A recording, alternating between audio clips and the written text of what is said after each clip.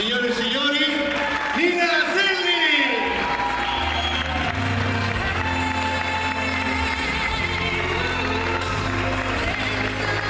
Ciao a tutti, buonasera.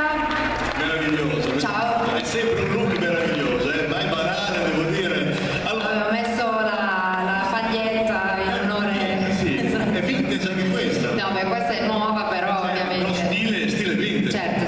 Ho pianoforte, io volevo cantare, mia mamma giustamente mi ha mandato a studiare anche lì. Esattamente. Mi dice voglio fare la cantante, vai a studiare al conservatorio, grazie.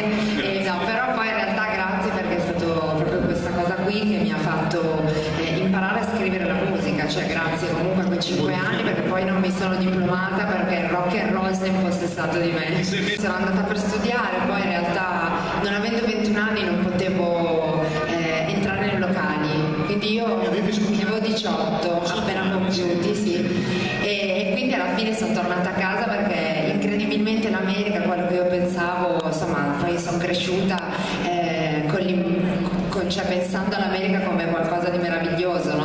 Che uscisse anche il mio primo disco, quindi ne avevo macinati di palchi microscopici e con Chiare gli Scuri per esempio all'inizio non c'erano neanche i palchi quasi, Neanche i palchi? Poi sì, non c'erano le spie, poi a un certo punto sono arrivate le spie che è quella cosa che ci permette di sentirci mentre cantiamo, no? Dico, grazie. Sì, che è tua. Sì, soprattutto anche in questo disco Frasi e Fumo appunto la sfida più grande con Mauro Pagani è stata questa, no? Riuscire a mettere tutti questi generi musicali, tutti gli amori della mia vita e quindi abbastanza vintage come suoni e dare loro un carattere moderno, quindi non so, mescolarli un po' con l'elettronico, ovviamente non tanto, però un po' il concetto del fare il loop, no? Che poteva essere anche una roba un po' hip hop, quindi non so, per esempio in Frasi Fumo è una canzone dal sapore dal sapore molto moderno che però non so, ti ricorda magari con quella tromba, con la viola plettro suonata da Pagani, insomma ti riporta proprio in altri mondi. Ah no, io proprio, cioè, non so, forse sarà brutto da dire, ma a me non interessa niente di... No, nel senso che quando scrivo le canzoni non è che uno dice oggi scrivo una canzone per l'estate, magari domani la scrivo per Sanremo. Guarda, cioè... che discografici ragionano così, lo so. Ma discografici, io non sono un discografico, assolutamente.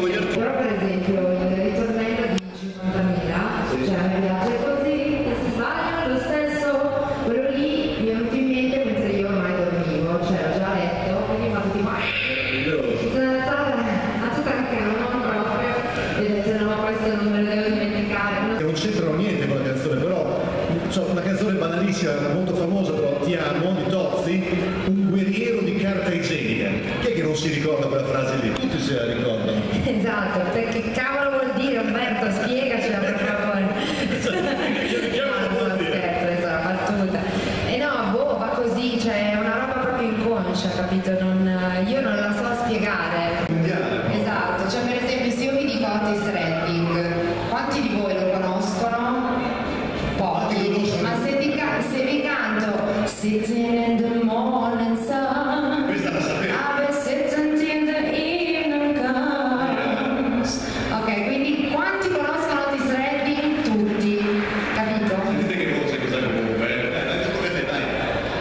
Comunque il brano era il pezzo più famoso di Stevie Wonder, Ce ne ho milioni. Uno dei classifici sono i brani che ha venduto di più della montagna, in assoluto in tutta la sua storia. Quindi il brano più famoso suo è Mr. Per si chiama Superstition. Allora solo questa domanda qua poi chiudiamo da televisiva con Se sarai in Italia Esatto, è arti vari, arrivano proprio professionisti, arriva gente che lo fa davvero di lavoro anche e si vede una differenza notevole, no? Qui Trento, di non so quanto, facciamo un punto, dai. c'è l'apertura esatta a Trento, poi Milano, Torino, Roma e comunque sul sito ninazilli.com ci sono tutte, poi il sito ci sarà anche quest'estate con tante altre date, poi di nuovo d'inverno, quindi non so se è proprio mestre, però vicino sicuro, Padova, Venezia. Cosa dice la direzione prima portata? Con un bellissimo applauso a Nina per la sua disponibilità, la sua sincerità in questa chiacchierata informale. Esatto, io io me ne vado là, no, ce la fa, dovrei farcela. Vi lascio